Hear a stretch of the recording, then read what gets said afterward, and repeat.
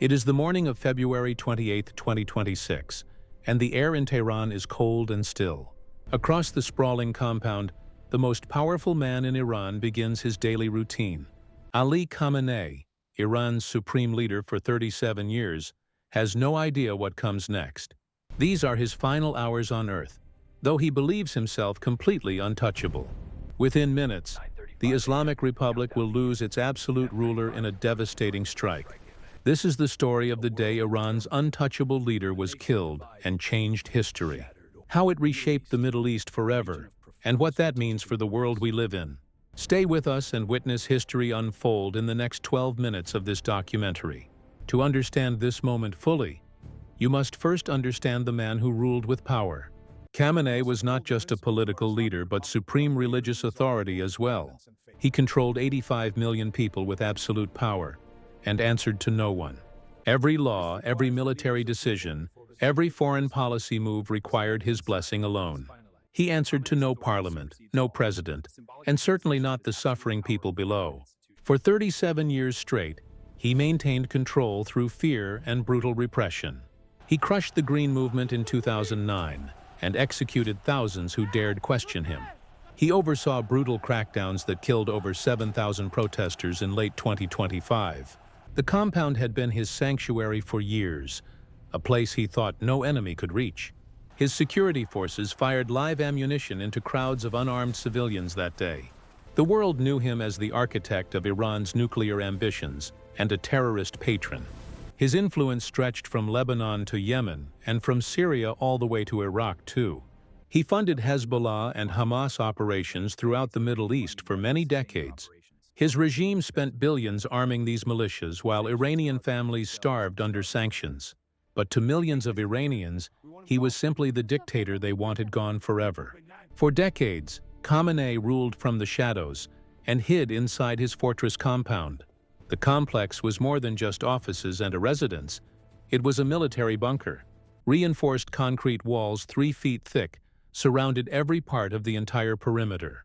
Guard towers with armed soldiers watched from every corner around the clock every day. The underground shelter beneath his building was incredibly deep, taking over 5 minutes. Security checkpoints ringed the compound in concentric layers, each manned by loyal guards. After Israel's devastating strikes in June 2025, Khamenei became a complete ghost. He rarely appeared in public and conducted all meetings deep underground in bunkers. Intelligence agencies were watching closely, waiting for one mistake, one single moment.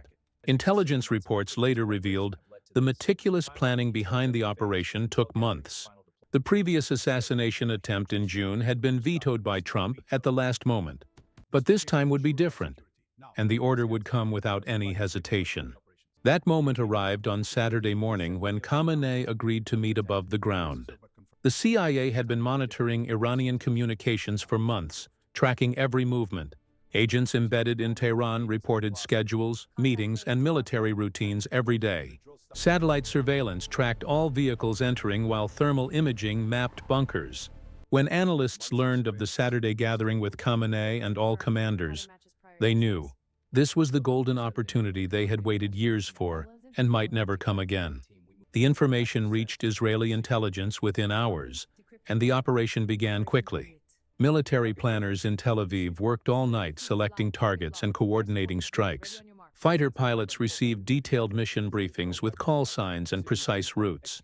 Originally, the attack was planned for nighttime like Operation Midnight Hammer before. But the morning meeting intelligence changed everything, and timing became absolutely critical.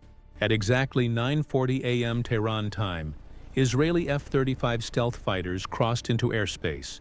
The advanced aircraft were virtually invisible to radar systems and approached carefully. Every detail was calculated, every movement tracked, every weakness identified and exploited. Their weapons bays carried 2,000-pound bunker-buster bombs designed for penetration. The sky above Tehran remained clear and quiet as morning traffic flowed through streets. Merchants opened shops, students walked to universities, mothers took children to school. Nobody on the ground below had any idea what would happen in the next 60 seconds. In the compound, Khamenei sat with his top officials discussing Iran's regional moves. His defense minister sat there with Revolutionary Guard commander and his security advisors. Around the table were men who controlled missiles, nuclear programs, and proxy armies.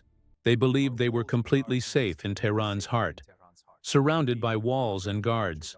But 5 miles above them, precision-guided munitions were already falling through air. The first missile struck the building where military officials had gathered for briefings. The explosion was so powerful that windows shattered 3 full blocks away from impact. A massive fireball erupted upward with orange flames mixing with thick black smoke. The shockwave rippled outward, knocking pedestrians off their feet across the streets.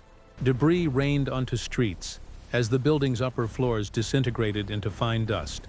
Simultaneously, a second strike hit the adjacent building where Khamenei was working today. The strikes were timed with surgical precision to maximize impact and minimize escape routes. The bunker buster penetrated deep before detonating, and the structure collapsed fast. Concrete and steel crushed everything beneath in seconds as floors pancaked straight down.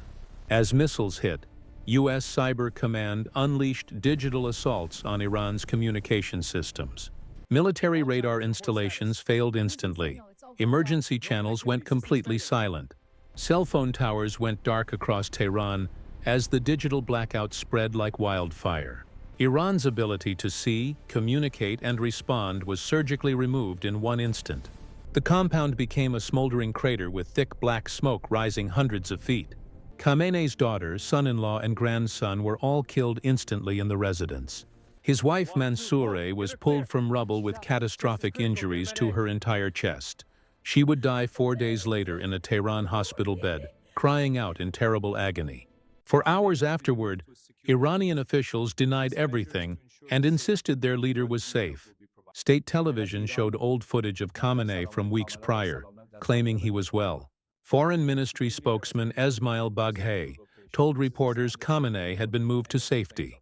The denials grew desperate as hours passed and no proof of life ever emerged anywhere.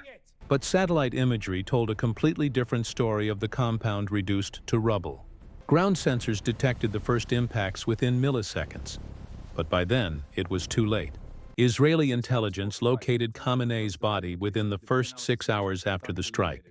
DNA samples were collected immediately, dental records compared, identity completely confirmed. On March 1st, after a full day of denials, Iranian state television finally confirmed it.